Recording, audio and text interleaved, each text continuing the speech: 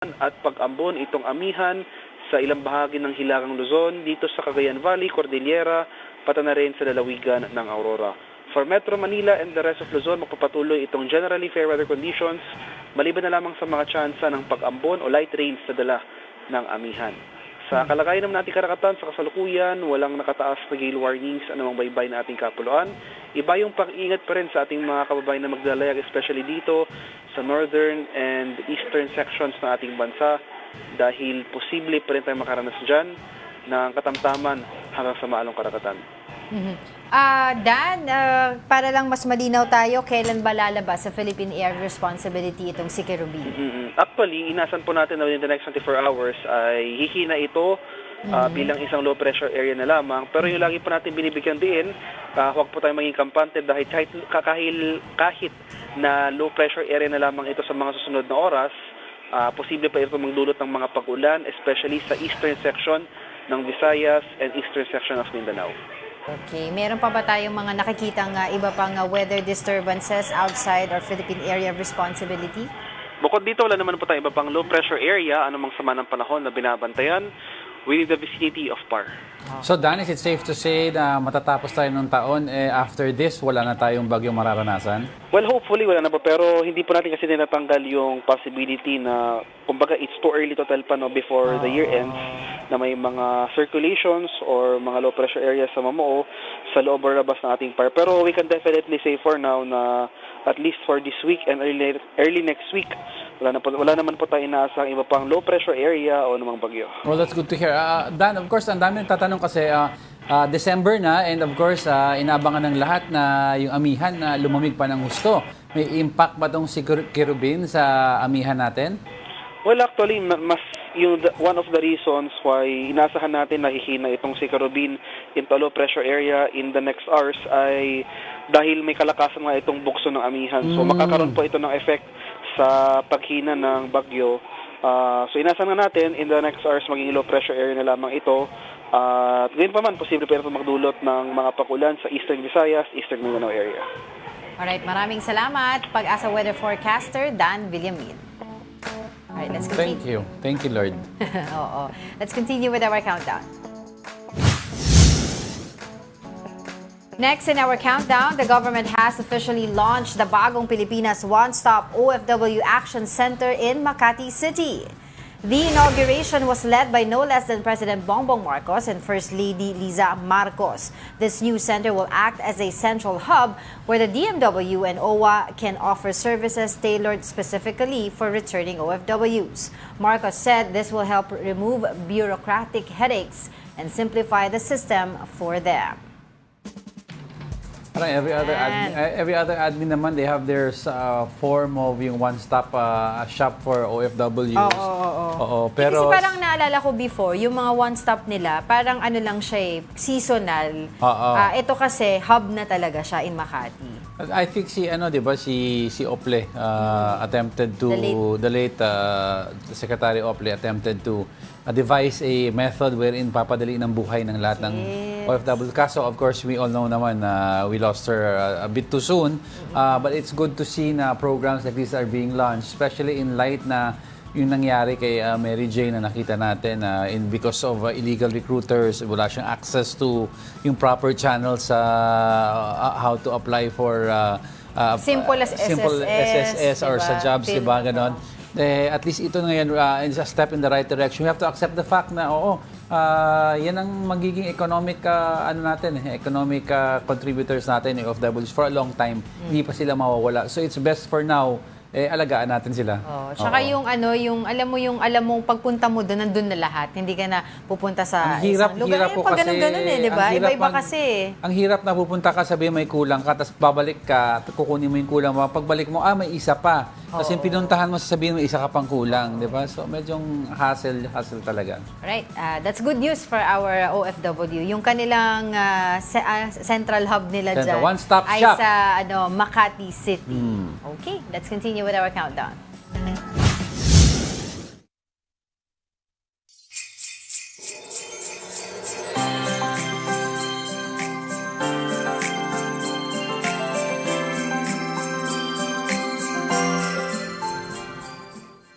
Placing 8th in our countdown is the West Philippine Sea. The Armed Forces of the Philippines, or AFP, successfully delivered Noche Buena packages to our troops stationed in the contested waters. AFP completed its rotation and resupply mission to 9 island features in the West Philippine Sea from December 3 to 14. 2 Chinese Coast Guard ships and 2 Chinese warships were monitored near Ayungin Shoal during the mission. Fortunately, they did not harass our vessels. Navy spokesperson for West Philippine Sea, Rear Admiral Roy Vincent Trinidad, said their latest resupply mission brought high morale to our troops.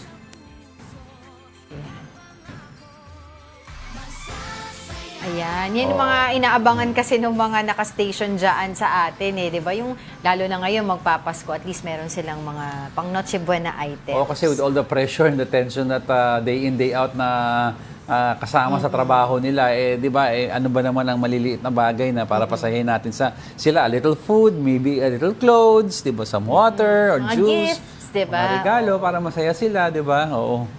Sabi ng ng Navy nga, this time around, gumawa sila ng mga different mix daw of vessels, no? Gumamit sila ng different mix of vessels para madala nga itong mga supplies na to sa ating mga nakastation na sundalo dyan, no? So, may mga, of course, sa dagat, meron sa Himpapawid. Yeah. So, as you can see, no, nakikita natin, yan yung naka-Santa hats pa sila when they were delivering yung mga Sierra Noche Madre Buena ba to? items.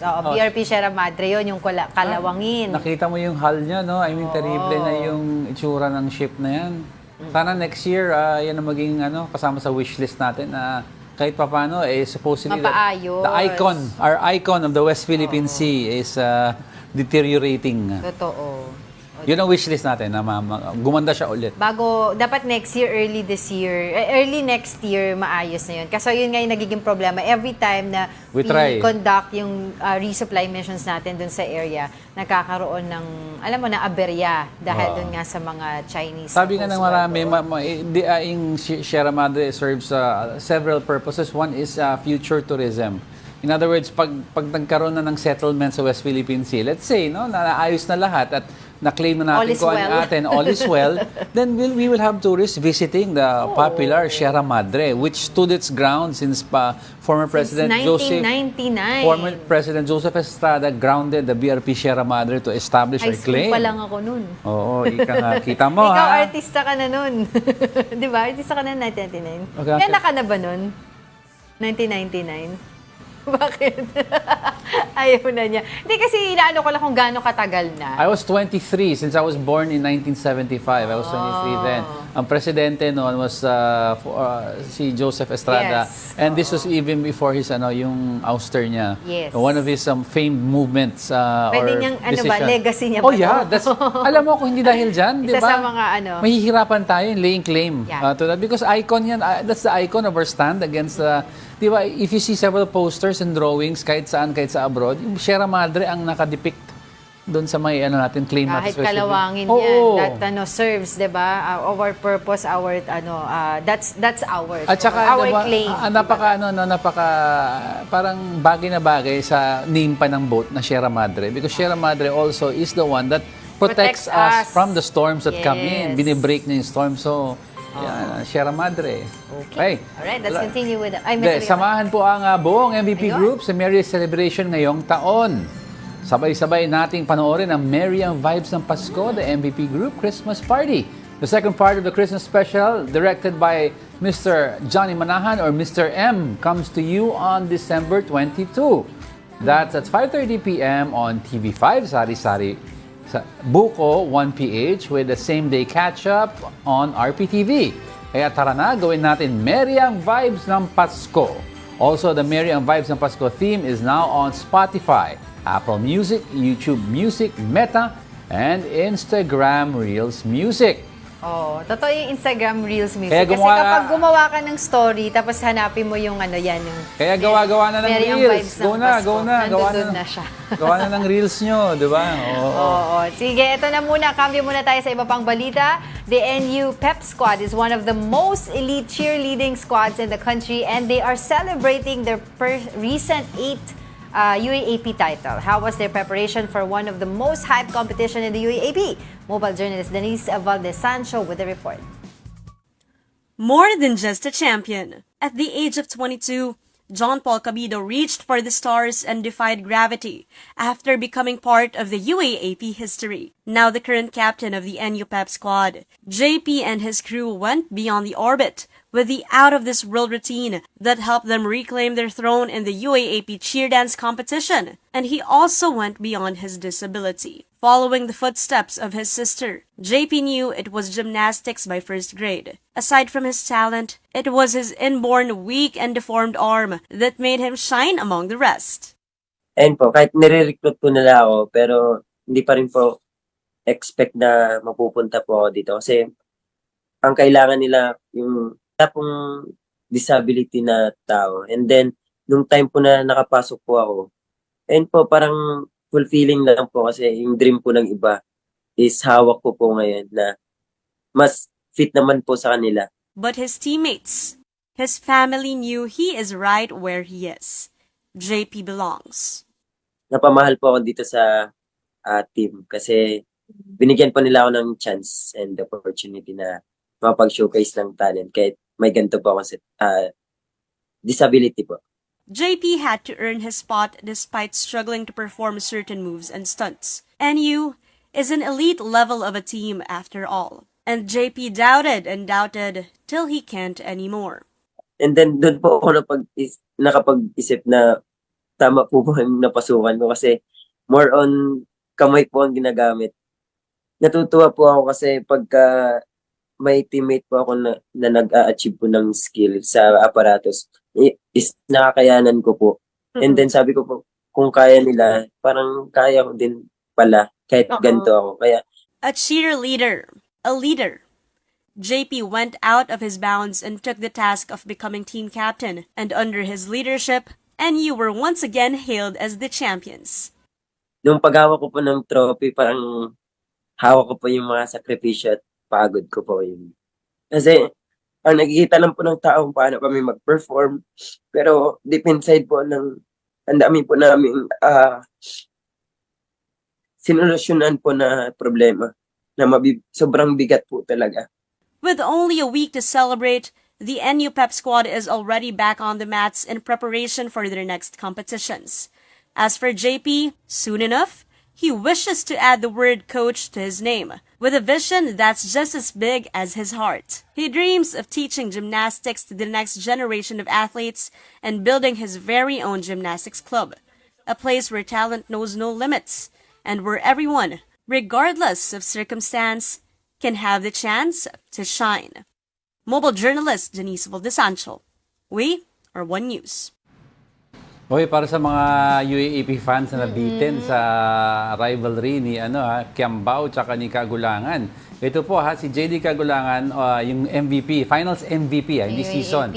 Finals MVP ng UP from the UP Fighting Maroons just signed a deal with KBL Suwon KT Sonic Boom, which means makakalaban niya si Kevin Kiambao because Kevin Kiambao also signed with another KBL team. So labanan ng mga yung season MVP which is Kiambao. Hindi pa nagtatapos ang laban. Finals MVP JD Kagulangan. Yan, labanan ng mga MVP tuloy po sa Korea. Ay, nakanak ko naman yan. Korea, here we go. Alright, coming up.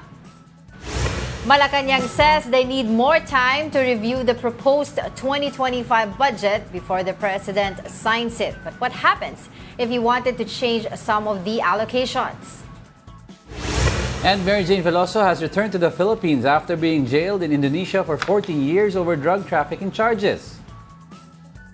Oo, kanina. Very emotional yung parents, specifically yung daddy niya, pinakita iyak ng iyak nung... Luluhod Kahit daw paano nakita niya na silayan lang niya si Mary Luluhod Jane. daw siya kay PBBM. Para mabigyan ng clemency. O, kasi kanina, di ba, sinunod nila yung, yung protocol, no? So, Yeah. paglabas ng eroplano ni Mary Jane Veloso, diretso na siya sa sasakyan papunta ng correctional institution. Oo, bawal kasi siya ng interviews or interaction because So, kahit she's yung family niya nakaabang lang dun sa gilid, bawal pa rin lumapit. She's still a prisoner, but they could visit her naman sa prison. Pinag-uusapan. Si Mary Jane kasi, as sabi ng taga Bucor, will be held in the former room of Cassandra Ong for the meantime, which has a hallway outside. The hallway daw, doon pwede ma-access ng mga visitors para i-determine nila lang how long the visitation rights will be. Kasi initially, the mom wants to bring yung adobo. Tsaka yung pastillas. Pastillas. Ibibigay daw eh. Hindi na. Parang ang dating is sila na magpe-prepare sa prison. Kasi yun kanina ang kausap namin yung reporter ng TV5, si Rainiel Oh, Pawid. Sabi niya, iaabot naman iaabot. Pero not necessarily sila yung mag-aabot, not the family. Yes. Pero iaabot kay Mary Pero Jane. parang kasi ang dating sa isang interview is sila na lang magpe-prepare for Mary Jane because nung tinanong si Mary Jane anong gusto niya makain pag uwi sa Pilipinas, mangarap niya kumain ng baboy. Adobo. Kasi at alam saka- naman natin, walang, Indonesia, pork sa bawal ang Indonesia baboy eh. kasi predominantly Nako, Muslim. mamaya marami pa tayo pag-uusapan tungkol kay Mary Jane Velosa and other issues. We are just getting started. More of our top 10 news when brunch returns. Keep it here on One News.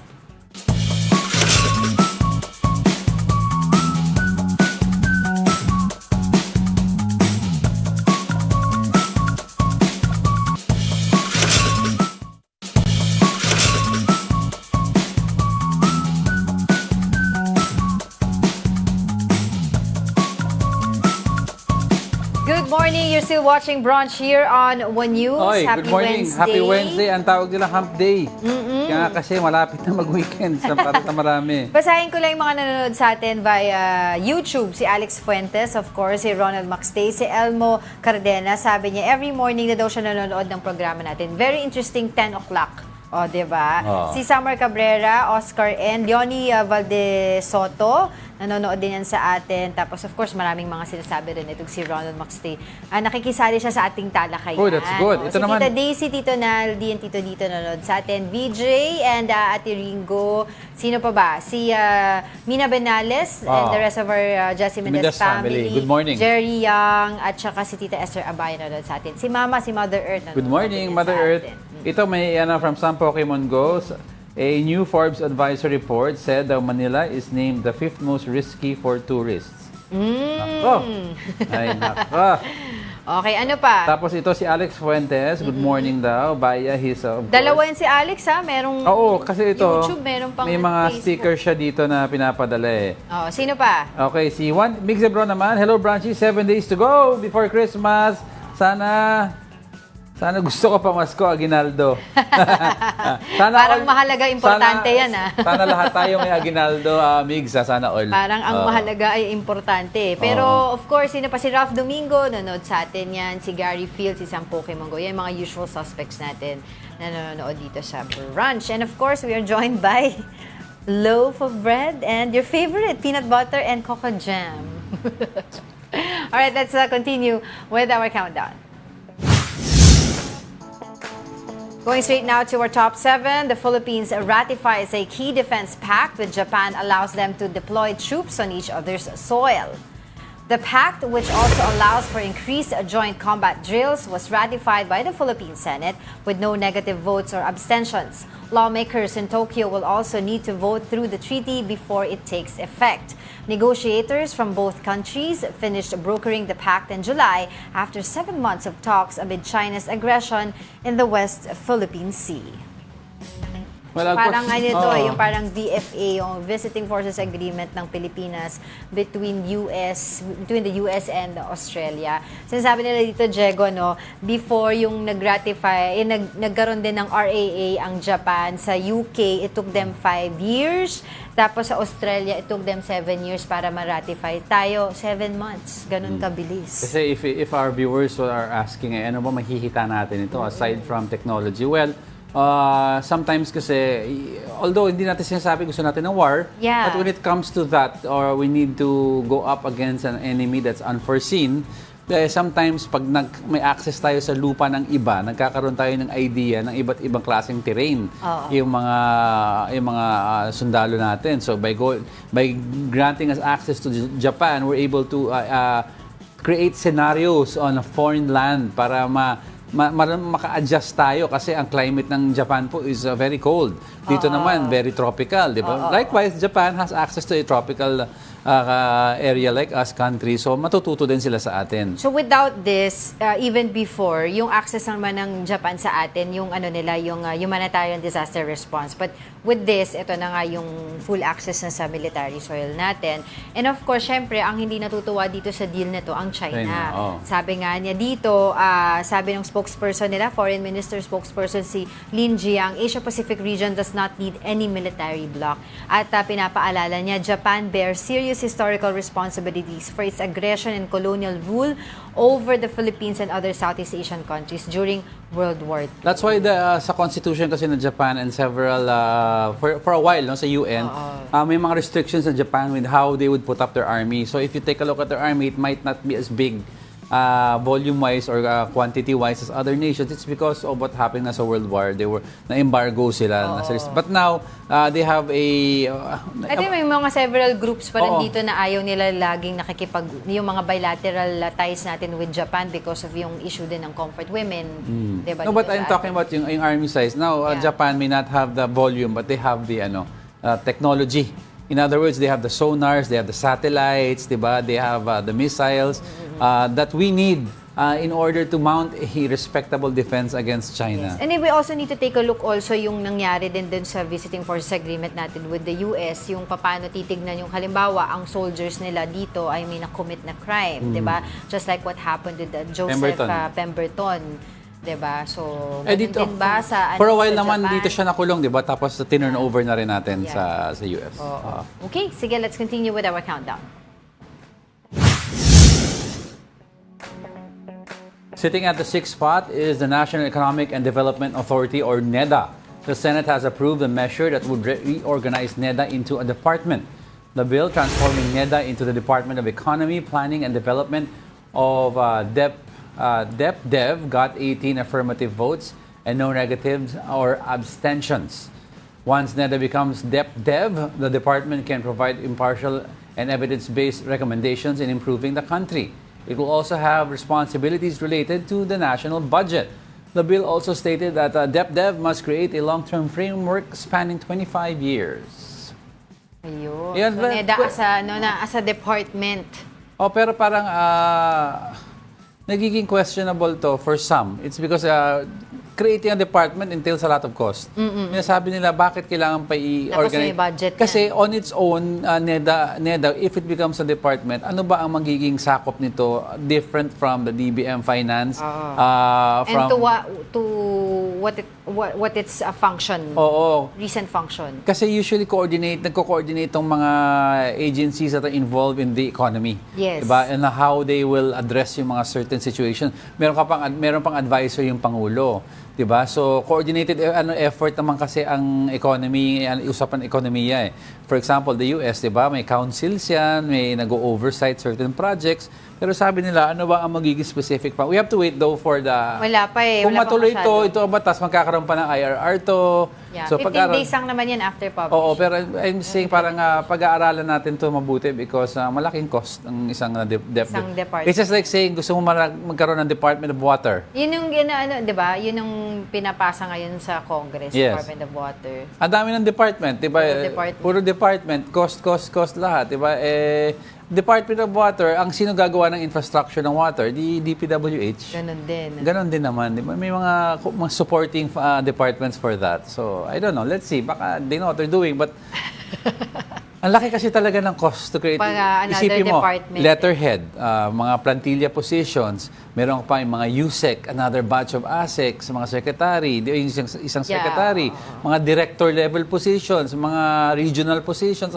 Ang laki ng cost niyan, letterhead, di Yun ba? nga, it will create more jobs, pero ano yung kapalit nun? Wala ba sa programa ng DOLE to create more jobs? Wala ba sa programa ng ibang department to create more jobs? Stimulus? Do we need another? Ito kasi, ang nagiging role-based na nakita natin, ang task nila is to create a framework for 25 years. 25 years. Also, magsusulat lang sila for 25 years hanggang Iba rin kasi ang power kapag department di ba?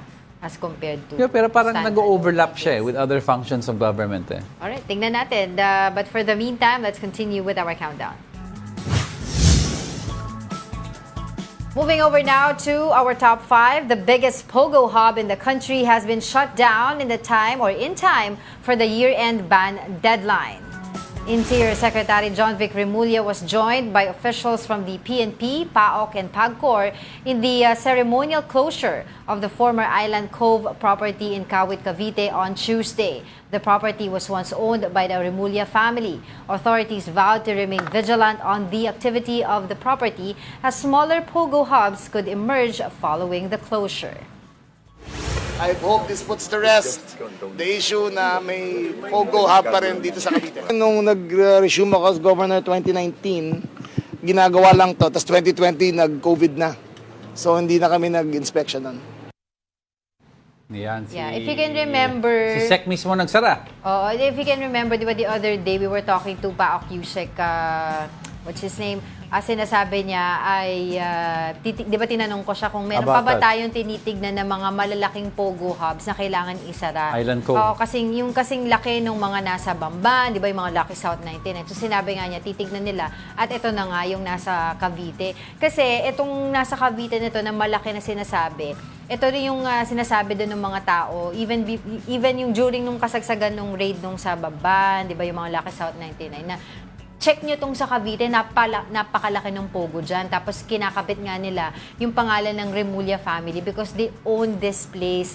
Pero few years back pa, sinasabi ng Remulla, they have already sold it years ago. Kaya wag na lang daw sila idikit dito. Pero ayan, nakita naman natin, sinara nila at hopefully nga, wala nang iba pang mga ganyang kalalaking pogo. Kasi malapit na mag-December, mag-end of December. Well, pag guerrilla pogos naman, I don't think malalaking pogo ang ilalatag nila eh. Usually, mga guerrilla units are breakaway factions yan eh. So, maliliit na pogo. Pero di ba nung kausap natin yung Yusek, si Yusek at that time na yung pogos na tinitignan nila maliliit is still being managed by probably the same foreign entity that manage this big illegal pogo. We're not talking about the legal pogos ha, kasi minsan nagkakaanuhan sila ng nakatago yung illegal sa legal eh. Pero ang sinasabi is still, kung sino yung manager ng illegal pogos na to, can still be the one managing yung mga breakaway na being manned by this time Filipinos. Totoo. I remember that talaga may mga nagko-comment na, check nyo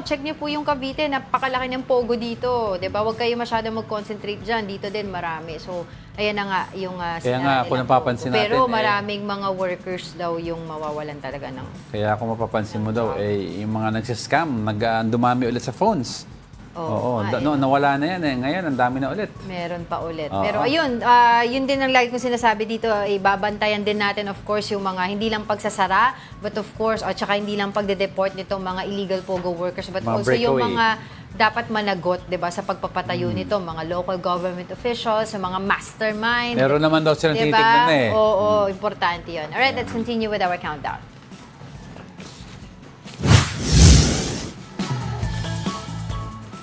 Ito nagbabalik.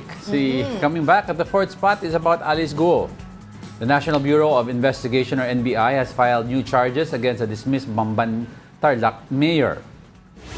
The new complaint accused Guo and her family of violating the anti-dummy law and falsifying articles of incorporation. The charges are linked to Guo family's involvement in the 3Q farm in Pangasinan. Aside from these, the NBI is also pursuing criminal forfeiture on Guo's properties in Pangasinan. Guo's camp has yet to comment on this matter. She is also facing other legal issues related to Pogo operations. Ayan. So, Ito ilan sa lang yan dun sa mga falsifying patong-patong na oo. kaso na kinakaharap ngayon ni Alice Guo. Kasi inuuna nila ilatag yung mga meron na silang solid evidence eh. So, ito is related to yung farm niya. Diba? Tapos nagkaroon ng issue yung isang farm niya na nadi-deny nila na nag-joint venture with the mayor. Pero isa lang name. Tapos sinasabi ni Jinggoy, hindi. Parang, Ayan yung nalilink din sa kanya romantically. Hindi kayo magjowa, isa lang pangalan ng farm nyo. Di ba gagan? Buti nagbabalik to si Alice Guo. Medyo natabunan siya ng mga iba't ibang mga Wag issues natin, natin. alam mo yan, wag natin kakalimutan. Yan ang trabaho natin sa media. Hindi natin kinakalimutan. Hindi porket hindi po nasa headline, hindi na natin binabantayan. Nakabantay tayo dyan. Ang dami lang issue from Alice Guo, VP Sara Duterte, upcoming elections, si Mary Jane budget. Veloso, budget, bagyo, pero nandyan pa rin yan. Every time magkakaroon ng development, ayan. So ano-ano ba yung mga kaso ni Alice Go? Oh, now Diba, she's- nakadetain siya sa sa mga cases niya for human trafficking dahil nga dun sa kanyang allegedly connection sa Pogo, sa Bamban, yung na-raid doon, na merong 800 trafficking victims Yeah. na rescue doon. Tapos meron din siyang mga kaso na graft before Valenzuela City Court. Tapos meron din siyang money laundering complaint, 'di ba? Na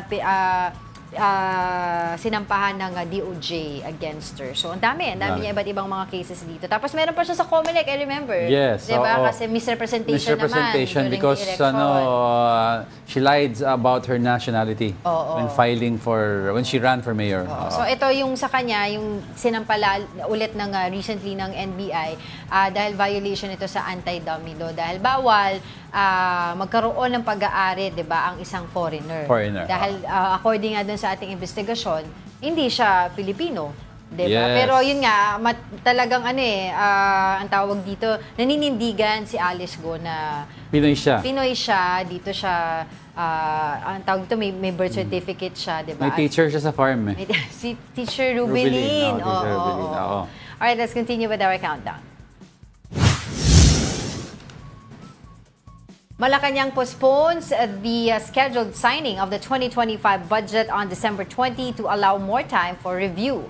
One House lawmaker assures the public, though, that they are ready for possible revisions in the budget. Here's the report. Several agencies' funds may have been slashed, but that's not the case for the spending money of the House of Representatives. The BICAM doubled this to more than 33.6 billion pesos. Nakikita natin yung paglaki ng requirements ng House in terms of facilities. So, it's a problem that we cannot postpone any further and that's why the House has taken steps. Congressman also went on the defense of the restored budget for the Ayuda para sa Kapos ang Kita program. AKAP gets 26 billion pesos, which several pundits believe is virtual pork barrel, coming in the election year of 2025. But several groups are protesting what they call is the rampant corruption and manipulation of the 2025 national budget. They are certain pork barrel is very much present in next year's allocation. Progressive organizations are also lambasting the reduction in the much-needed budget for education, agriculture, and health. Ibalik ang kinaltas na budget para sa mga serbisyong panlipunan, alisin ang lahat ng forma ng pork barrel. Now, what will happen if President Bongbong Marcos decided not to sign the budget and send it back to Congress? Congressman Jay Kong-hoon is confident that this won't happen, but they are ready for any eventuality. Hindi natin nakikita na kailangan pa mag-reconvene. Pero syempre, the President, he can exercise his veto power anytime. No? At syempre, pag nangyari yun, ako personally, wala naman akong problema kung magtatrabaho kami overtime. Kong-hoon added that if Marcos wanted to add more budget for education, for example, there are other ways to do it. Pwede rin nilang kunin doon yung 12 billion na kakulangan dahil medyo malaki pa naman yung kanilang naiiwan na savings na unutilized for almost 2 years sa kanilang computerization program. For News 5, I'm Marian Enriquez. We are One News. Okay. So napansin ko nga every time may public clamor sa isang issue, napapansin ko itong administrasyon na to, medyo nagsi-step back sila, pinag-aaralan nila. It's a reactive government. We'd prefer a proactive government. Pero then again, buti na lang, tinanggap nila yung panawagan din ng ibang mga politicians na sinasabi, well, huwag natin madaliin yung budget. Kasi kung hinahabol nyo matapos yung taon na by next January, matapos na, huwag natin madaliin. Take your time. So Malacanang nga is just going to do this. Kasi nagulat yung mga senador. Ang dami daw, sabi nga ni former Senator Drilon That's the art of pork barrel. Oo, di ba sabi niya? Hindi daw, 6 feet high daw ang budget. 6 feet ba? Oo, sabi niya 6 feet. Kasi tinanong ko, hindi ba nila binabasa yan? No. Kasi ang daming nagugulat na Di ba senador. kwento ko sa iyo to? Oo. Madaming documents yan. So, alam ng senador yung pinag-usapan, agreed upon nila, papadala nila sa secretariat yan. The secretariat will now draft the actual paper for signatures. So, yung na-draft ng secretariat, from utos mula sa congressman to the secretariat, pag may nag-insert ng...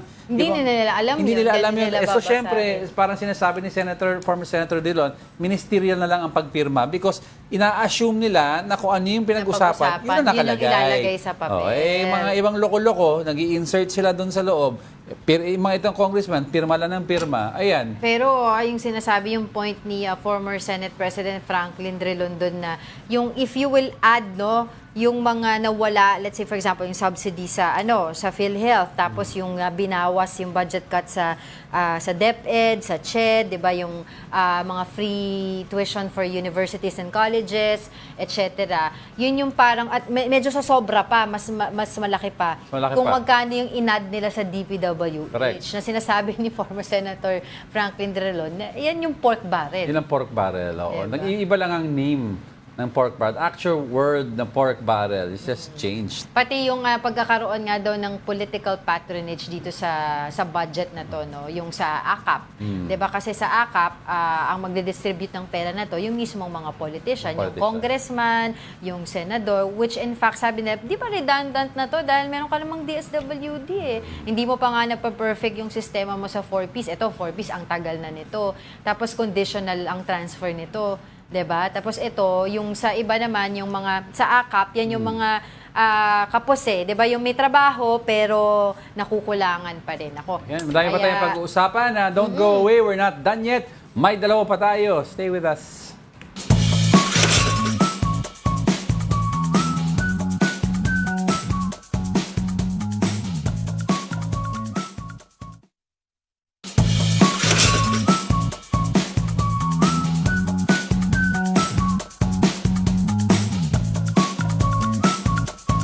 Welcome back. You're still watching Brunch here on One News of Wednesday ngayon. And daming issue ngayon. We're down to our last two, no?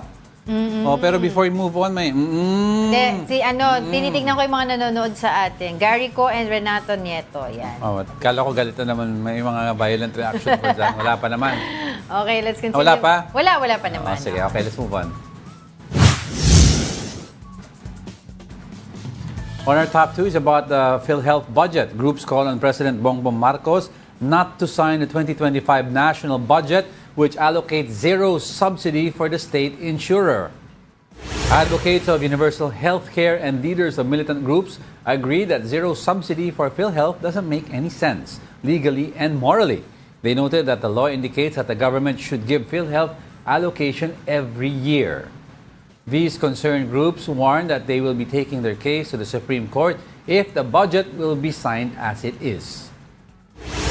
Para humingi ng TRO or status quo ante order para pag-usapan uli sa Kongreso yung budget na ito. Nasa Pangulo ngayon ang opportunity na panindigan yung kanyang budget.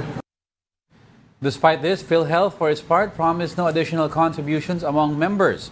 Marcos and lawmakers earlier said that the state insurer can still fully function using its extensive reserve. Yung pong ating premium contributions ay nakasulat or nasasaad dun sa Universal Healthcare Law at ang pinakahuli pong premium increase doon is yung 2024 na maximum of 5%. So na-reach na po natin yon. Daming interpretation dyan eh. Sa Ebon Foundation, sinasabi kasi nila, PhilHealth PhilHealth might not be as efficient as it is, but hindi dapat i-zero out yung fund nila na meron sila. It's because the fund is there for a purpose. In other words, pag may nangyaring, let's say, God forbid, another pandemic or another big issue na hindi natin maitansya, they have to have that swing fund that will get them through these times, di ba? Oo, hindi siya efficient as we would like it, pero hindi ibig sabihin nun isi-zero out natin. What you have to do is not deny them their budget, but instead tutukan natin how they spend their budget. Yung management system nila. Management Diba? system. Tapos palitan yung mga tao na nandoon, di ba? Kung every year ganito yung Kahit si- lagi silang ganyan, Yeah. palpak, tanggalin mo. Kahit si Senator Franklin Drilon, sinabi, di ba? Huwag mo i-zero out, pero... Huwag mo parusahan yung mga miyembro. pero din. efficient pa rin inefficient ang PhilHealth, pero huwag mo i-zero subsidy. Mangyayari yan yung ano natin yung contribution ng mga empleyado, sila ang Maapektuhan. kakargan yan. Oo. Pero ito muna, let's continue with our countdown. Our top story for today is about Mary Jane Veloso. The Filipina OFW is back in the country after 14 years of imprisonment in Indonesia. She pleads once again for clemency she insists in her innocence from drug charges. Here's a report. Mary Jane Veloso was supposed to die by firing squad in Indonesia on April 29, 2015 for drug charges. Other inmates, including some high-profile drug personalities, already received their death sentence. But on the 11th hour, Veloso was removed from the death row after her recruiter, who allegedly put 2 kilograms of heroin in her luggage, surrendered to Philippine authorities. And last month, Indonesia announced the transfer of Veloso to the Philippines after 14 years of imprisonment. Prior to her flight back to the Philippines, Veloso had a press conference with Philippine and Indonesian authorities in Jakarta. She admitted that she is not as fluent in Tagalog as before. Marunong ka pa rin mag-Tagalog. Marunong pa rin, kaya lang marami akong makalimutan. But her biggest wish is clemency from President Bongbong Marcos. Na makalaya ako na clemency, mapawalang sala. Okay, bakit? Okay, sige. Kasi wala akong kasalanan. Veloso was aboard a commercial flight from Jakarta and arrived at Naiya around 5:51 a.m. Finally, she is back in her home country. The sleepless Veloso family arrived at Naiya Terminal 3 before 4 a.m. to welcome their daughter.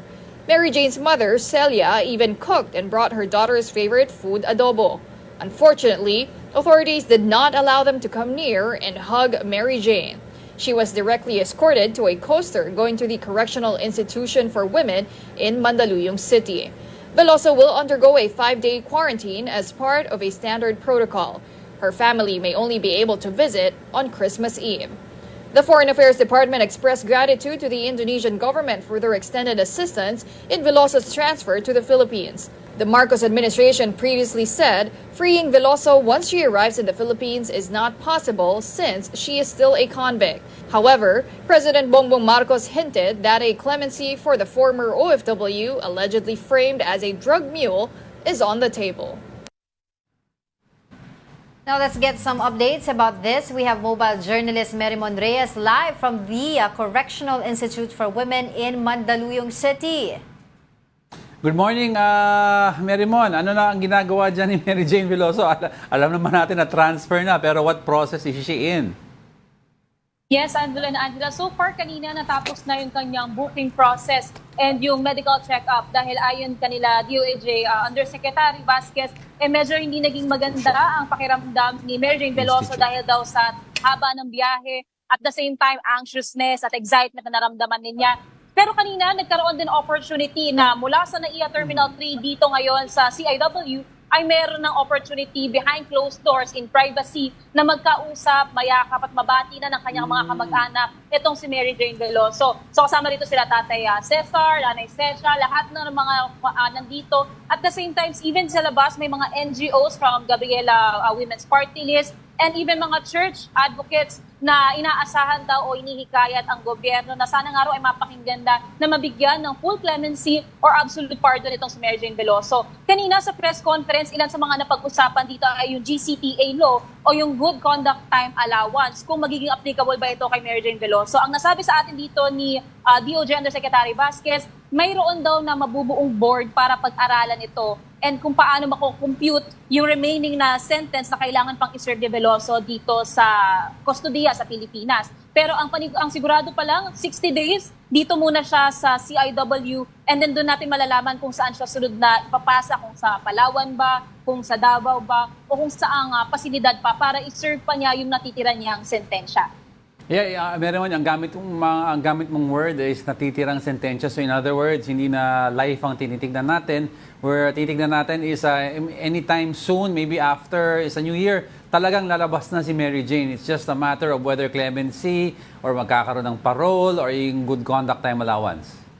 Ang nasabi sa atin is a possibility na by December, baka magkaroon na ng paggalaw tungkol dito kay Mary Jane Veloso. Pero ang pinakamalinaw pala ngayon, yung sinasabing sentensya na isi-serve pa niya ay yung doon sa life imprisonment na hinatol sa kanya. Kasi umuwi pa rin naman siya dito based sa naging negotiation ng Pilipinas at ng bansang Indonesia. Pero still, malinaw pa rin na may kailangan pa rin i-serve na jail time itong si Mary Jane Veloso. So, ang hinihintay na lang dito, pero it's still on the table daw, sabi ni DOJ and the Secretary, yung usapin tungkol sa clemency or possibly magkaroon nga ng parole si Mary Jane. Pero ang nasabi kanina ng mga kamag-anak niya, masaya na raw sila, ang importante sa ngayon, magkakasama sila dito sa Pilipinas, hindi raw yung malayo na miles away ang distansya nila sa isa't isa.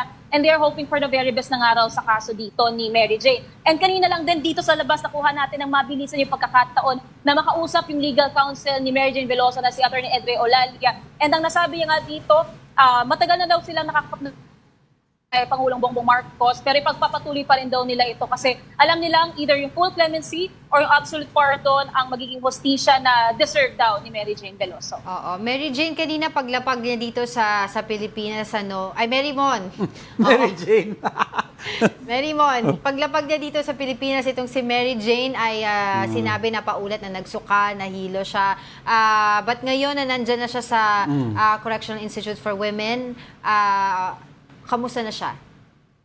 So for Angela, okay na siya kanina. Nung tinatanong natin, kumusta na kayo? Ano yung pakiramdam nyo ngayon? Ang pinaka-sinabi niya sa amin, masaya na raw siya. Nayayakap niya yung pamilya niya. And ang pinaka-inikahit na nga lang daw niya, yung justisya pa na matagal niya na raw inaasam. And since matagal na panahon, lagpas isang dekada siyang nasa ibang bansa, iba na raw yung pakiramdam niya ngayon na ligaya dahil nasa Pilipinas siya. So kahit may rehas sa pagitan daw nila, okay na raw sa kanya na nandito daw siya sa Pilipinas kesa sa nasa ibang bansa. At possibly, meron nga siyang death row sentence na kanyang natakasan ngayon. Oo. Mary Jane na naman. Mary Mon, can you walk us through doon sa magiging cell ni Mary Jane Veloso dyan sa CIW na sinasabi nga ito daw yung naging piitan din ni Cassandra Ong when she was there?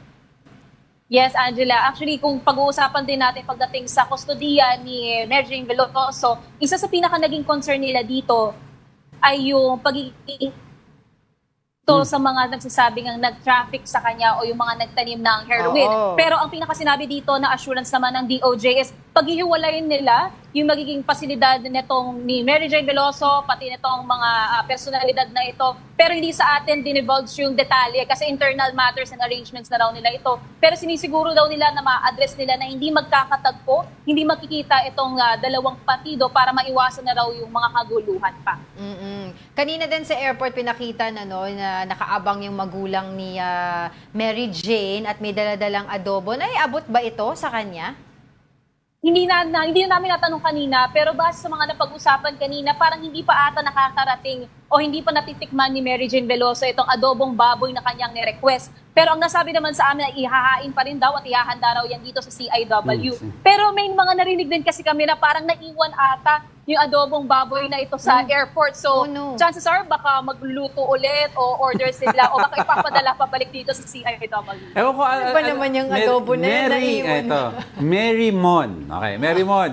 Madami daw nakapansin na parang si Mary Jane has adopted in Indonesian accent. Totally losing daw yung Pinoy accent. Totoo ba ito? May napansin ka ba, if ever? Very fluent pa naman siya sa kanyang pagsalita in Filipino and even yung accent niya kanina. Sa sumatotal, sa lahat din ng mga narinig natin kanina, in Tagalog siya nagsasalita, in Filipino siya nagsasalita, and wala naman tayong nakikitang changes pa so far. Good. Yan sa labas ng CI Correctional Institution for Women, sa CIW. Kamusta ang environment dyan? Nandiyan pa ba yung mga supporters niya, yung mga magulang niya, yung mga anak niya?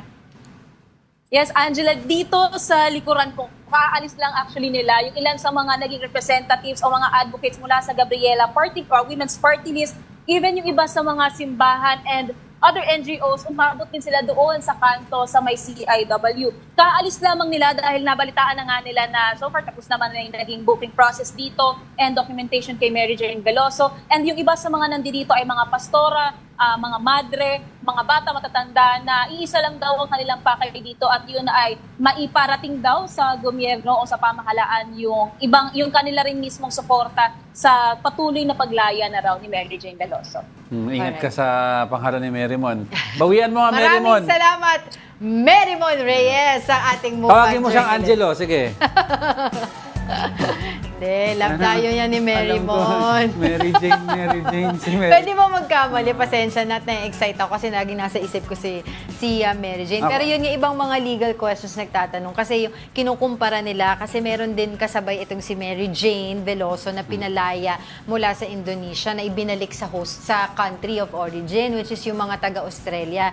They call them Bali 9, yung mga nag-smuggle din ng mga illegal drugs din sa Indonesia. Yung iba namatay, yung iba na commute yung sentence, nagka-cancer. Pero yung iba na ibalik nga. So, sa pagdating daw dun sa Australia, free men na sila. Although meron pang mga rehabilitation, integration yung buhay nila dun.